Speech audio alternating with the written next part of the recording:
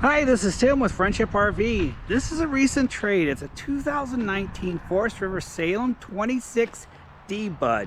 Let's take a look. This is a bunkhouse model, and look how that's a nice pass-through right there.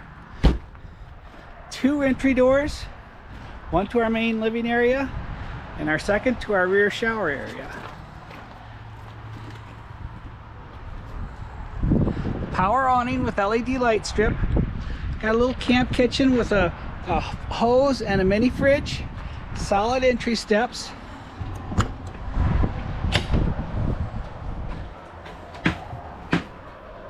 Couch area, U-shaped dinette. Double wide bunks in the back.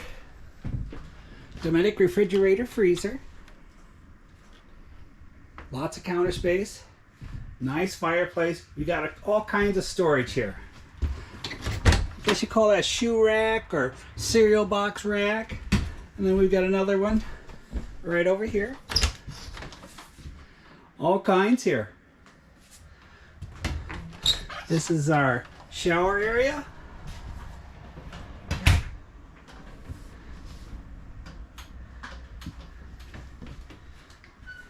And our front bedroom.